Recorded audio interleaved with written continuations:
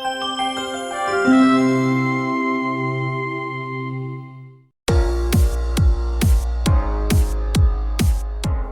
and welcome to Let the People Know. I'm your host, Janine Lassant, and we are honored to be highlighting veterans here in the local area on a three-part series. This is part 2 of our program, and we are delighted to have on veterans from the community who are honored through the Quilts of Valor, which we will discuss in a little bit. We have the leader of the Hazleton area chapter on with us, Marie Schalenski, and we also have a variety of veterans that are with us today. So I want to thank you for coming, and we will begin with the Pledge of Allegiance.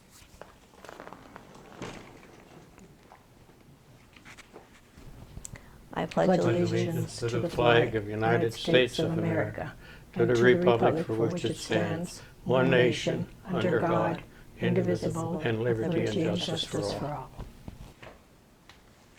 Thank you. So we begin, and we'll get to our vet in just a second, but we will begin first with Marie Shulenski, again, the group leader of the Hazleton area chapter of Quilts of Valor. Marie, thank you for setting this up with the veterans. I know this is near and dear to your heart. Absolutely. And I'm honored to have you guys on with us today to talk about what the vets do and to really have the public support the vets, talk about the meaning behind the veterans and what we can do as a community to support them. One way is to support them through this organization. So talk about the Quilts of Valor and the Hazleton Chapter. Okay. The Quilts of Valor began in 2003. It was started by Catherine Roberts. She had a son who served in Iraq, and she was dreaming about a soldier sitting on his cot and looking so forlorn. And she thought, how can I give him comfort and healing? And she thought about quilts, absolutely. Mm-hmm. So she started with just the Army, which is what her son was in, and she started people making quilts and awarding them to the veterans. And then it bloomed, and it started with the other servicemen. And we started in 2019. We're the Hazleton area chapter. And the pandemic kind of put us back a little bit. Sure. Because we weren't able to go in and give quilts to veterans. But in 2020 now, we've awarded right now 18 quilts to veterans. The quilts are free. They're free of charge. We have people who make the tops, and then people who quilt them, and then people who put the bindings on. And then we have a ceremony with the veteran, and it's a very touching time. The veterans have wonderful stories to hear. Yes, and we're going to hear them today. I know the quilts, just to emphasize how the quilts are made, there are 3 layers to the quilts that represent certain parts of the organization. So just tell us a little bit about the quilts that we'll be talking about today. Well, they're all different. Mm-hmm. Well, some are the same, but they're mostly different. And the top part represents the community. It's all different pieces, the different people that are in the community, and the people that support our veterans. The middle part is the batting, which is the warmth to let them know that we are proud of what their service is. And then finally the backing. The backing holds all the layers together, and it supports our community and our veterans and their families who gave up a lot to let them serve. And they're awarded in a ceremony, and they receive a certificate also to let them know that we appreciate their service. Sergeant Michael Spock Jr. is with us, and we are proud and privileged to have you on. Thank you for your service first and foremost.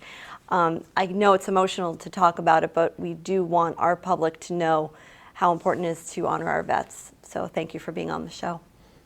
Thank you. I'm here to support the young lady here with the quilts. I think it's real nice. It's emotional to a vet to receive something like this. And it's well appreciated. I think any man that served in the military, no matter what his job was, because one supported the other, should all receive one. It'd be nice. I think it's very nice. Tell us a little bit about your background. Well, I was in the 101st Airborne Division. I was a paratrooper. For the young that don't know what a paratrooper is, it's a guy that jumps out of planes with chutes, okay? I had a lot of training, mountain climbing, desert training, jungle training, because I never knew where or what we had to do at the time.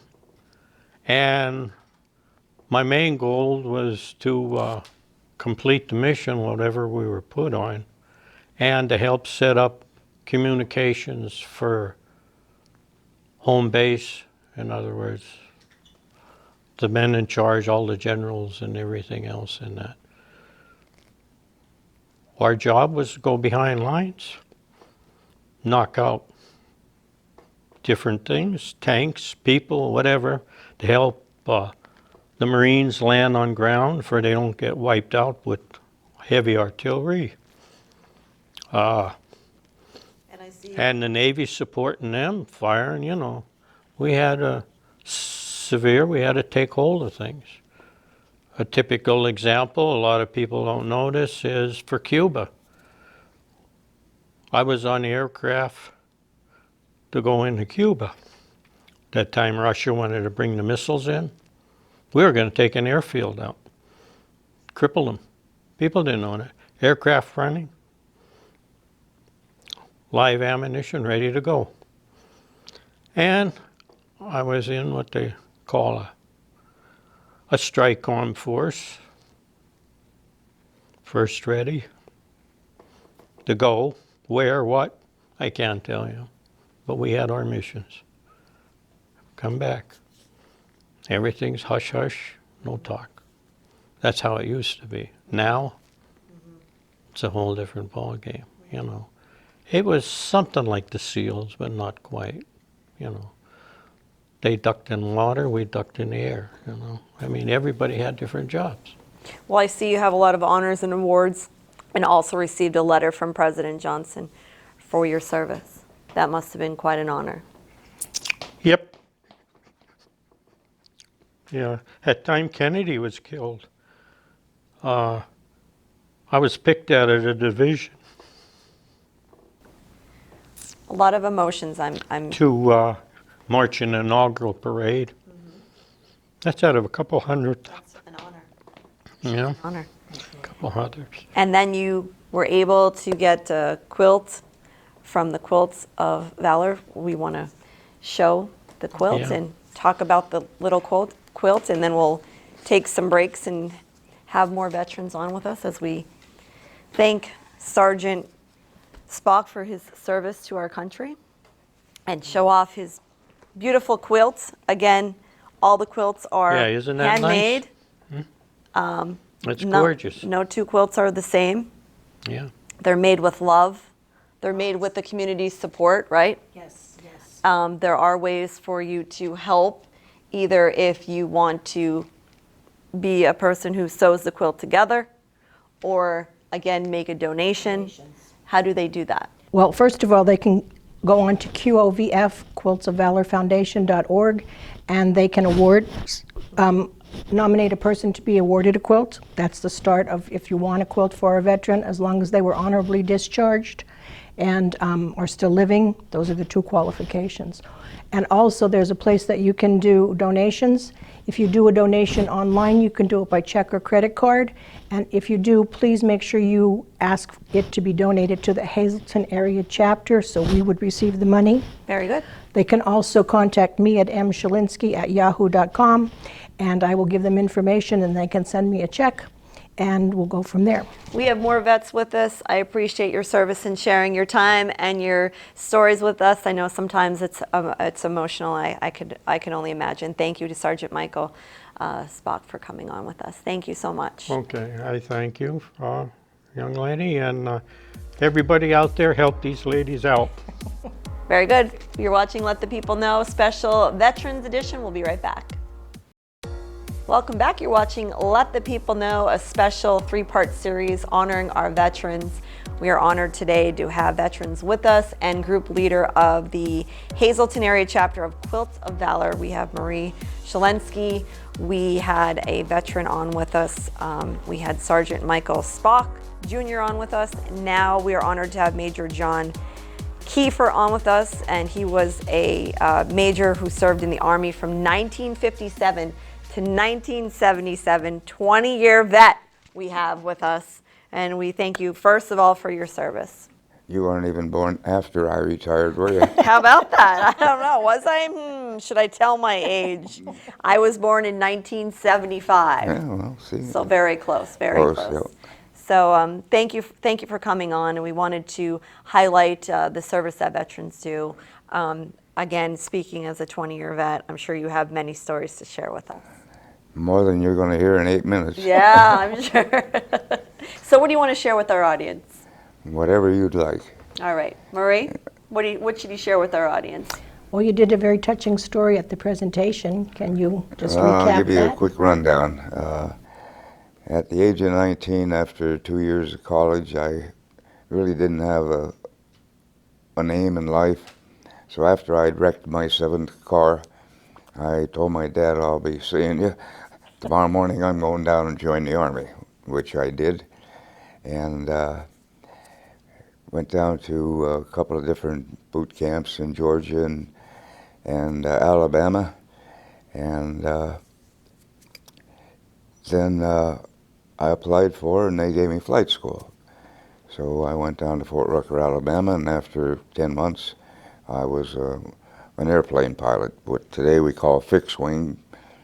Back then, we didn't have helicopters, so everybody was a fixed wing pilot. But now you're either fixed wing or helicopter, and I happen to be both. After graduating, I was stationed at Fort Bragg, North Carolina, and my unit was going to Vietnam, flying to Vietnam, not commercial. We were flying our airplanes to Vietnam. The route encompassed going up to Argencia, Newfoundland, lodges in the Azores Island, Terre-Haute, Spain, Athens, Greece, Iran, 2 stops in Karachi, Pakistan, New Delhi, India, and into Vung Tau, Vietnam. We were airborne for 80 hours in a 1-week period.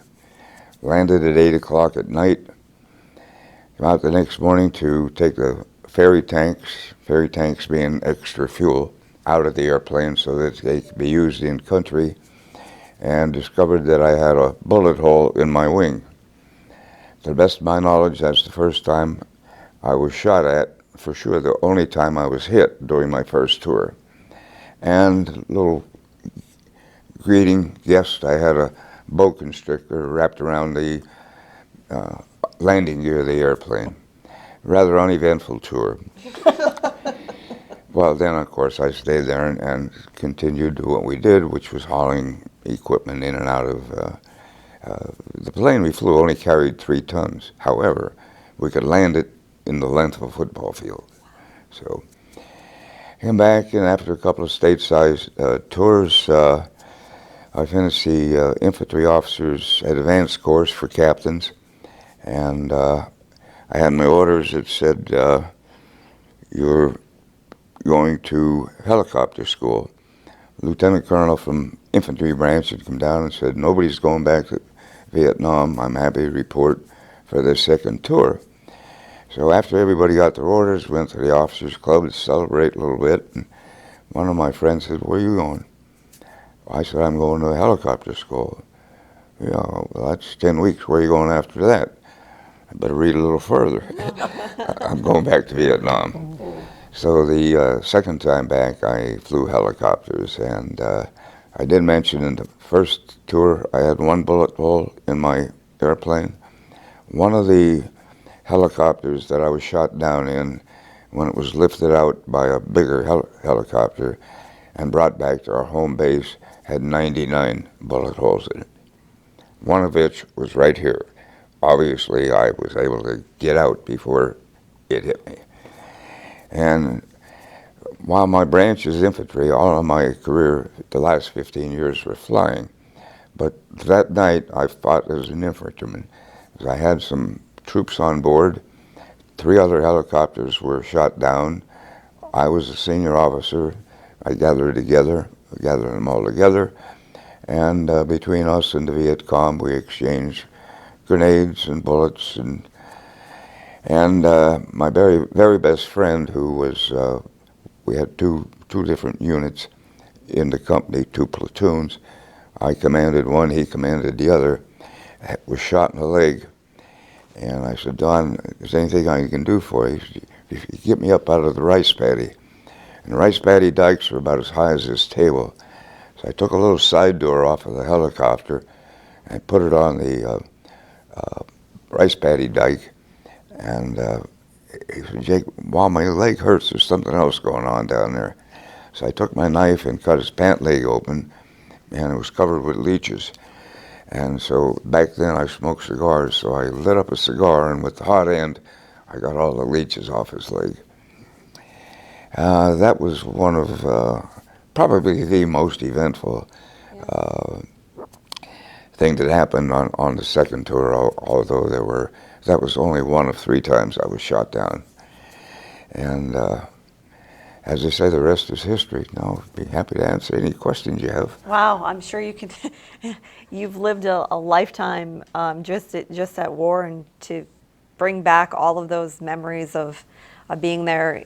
I'm sure you can talk for 80 minutes, not 8 minutes on your time there. Well, you're lucky to hear about it, because I'm 83 years old, and unlike many others, I'm not senile, and I can still remember some of it. Yeah, yeah.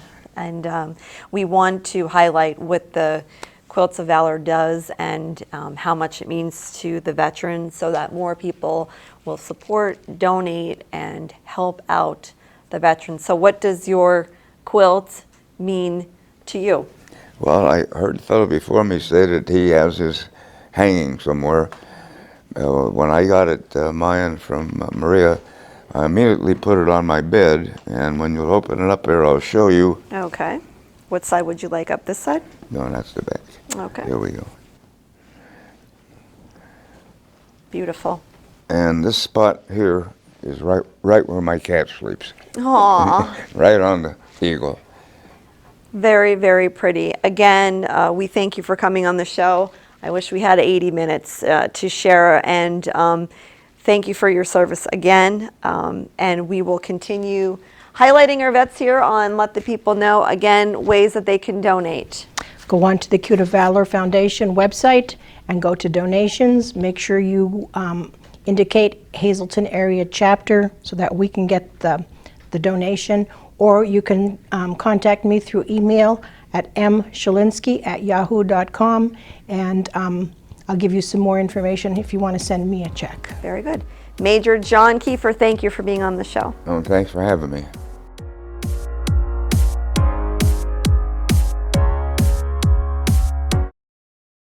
Welcome back to Let the People Know, our very special edition honoring our veterans. Today we are talking with veterans of the local community, and also with Marie Schalenski. She is the group leader of the Quilts of Valor here at the Hazleton area chapter, and we are so proud. I hope you're seeing all of our show. If you haven't, please catch the rebroadcast on ssptv.com or the local cable system in your area. We are honored now to have Joseph Barney on. Joseph served in the United States Marine Corps. His service his years of service were November 1951 to July 27th, 1953, and he was discharged in November of 1953. I know you wrote a book. We're going to talk about that because you are a very interesting vet. Well, I hope I am. I was asked to write articles for the Freeland paper, Progress. Okay. So I thought I was going to write 2 or 3 of them only. So I wrote a couple, and they come out pretty good. People liked them, so I'm at number 80 right now. And for the last 10 years or so now, I've been writing what I feel I should share with other people. If I see something that should be shared, I'll share it. And I don't try to write politics. I don't try to write hate, discontent. I want to write love, friendship, sacrifice. So I put them all together, and the publishers kind of liked it. So he said, well, it's going to take a little while, but we're gonna get it going though. So this last month or so, they've said it's all ready to go. Amazon's going to carry it. Barnes & Noble is going to carry it. And it's moving pretty good, and I'm very happy about it, but I'm surprised because I was never a writer. But I like I said, I want to share good things with people. The bad things I forget about. But you have a gift for writing. I live my life in 3 stages. What lies ahead of me, what lies behind me, and what lies within me right now, I never let go what was behind me. I keep bringing it back. And I can't believe the imagination I have to go back all them years. I mean, I could go back to school, grade school. I remember teachers, something happened in school. But for 18, 19 years, I went to school. I graduated from Freeland High. I quit. I started fishing, playing ball, and just having a good time. So then Uncle Sam called me. So I got examined in April of '51, and they said, okay, we're going to call you for active duty eventually. But they let me go till November the 1st. I got a letter, report in 3 days to Wilkes-Barre. So I go to Wilkes-Barre, and there's 66 guys going to go to the Army that day. So this big 7-foot Marine committee says, I want 6 volunteers for the Marine Corps quota this month. Any volunteers? Everybody's hand went down. So, well, we're going to go through the papers and see what record you guys have, and we're going to pick 6 you lucky guys out. So they went out for about 2 hours. They come back, and they read the names off. 1, 2, 3, 4, 5, number 6, Joseph Barney. Oh, I was scared. Yeah. I mean, I heard about the Marines. They're crazy, you know, but they're good though. They're good.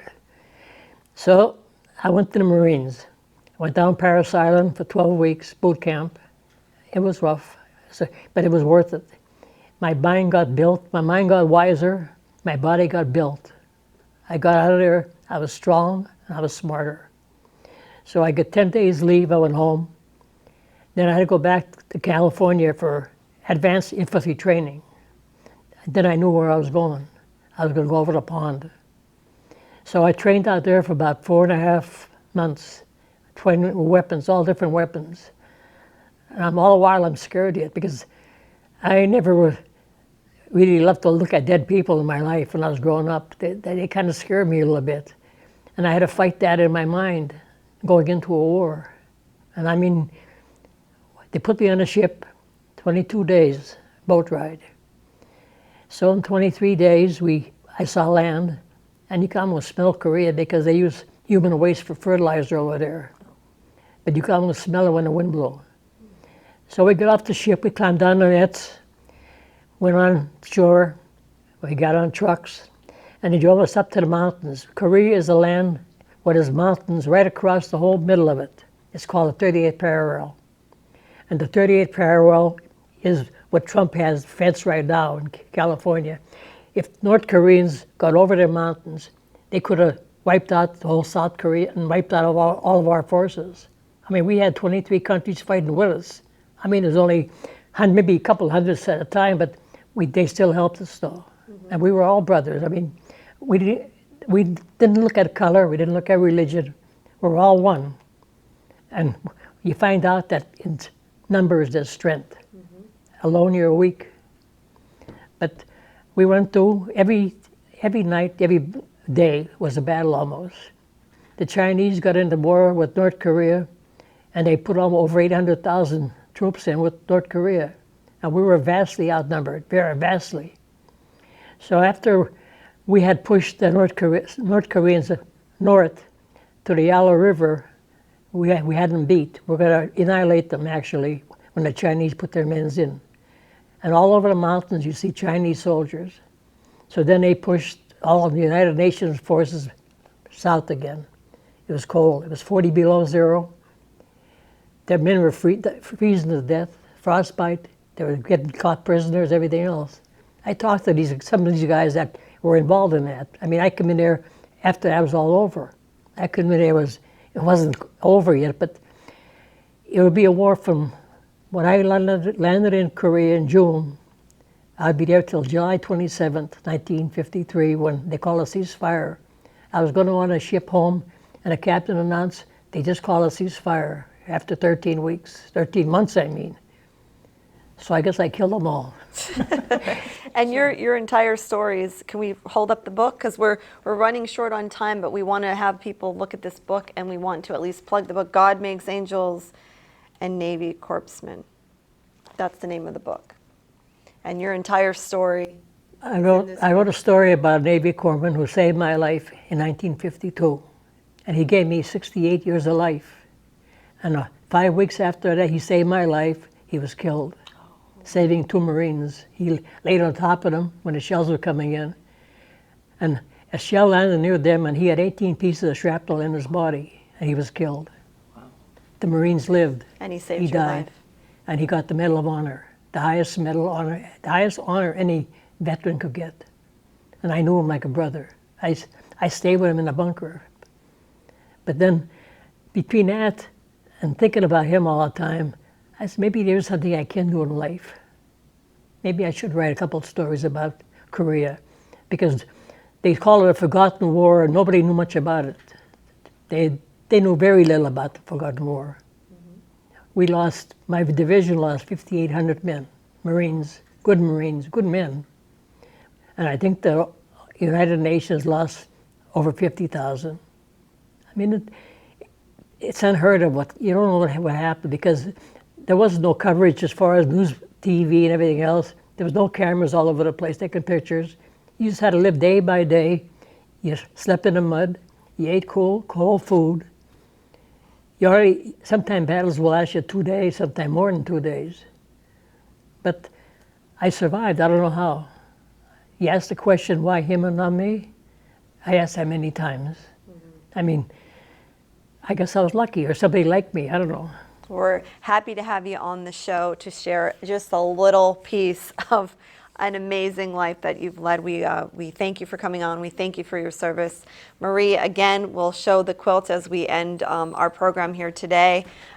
Please support the Quilts of Valor. They support the veterans by honoring them with these beautiful quilts, all handmade, all one of a kind. And we thank you, Mr. Barney, for also coming on the show, and all the vets that were with us today. Marie, again, thank you. God bless America, and thank you for joining us here on SSP TV.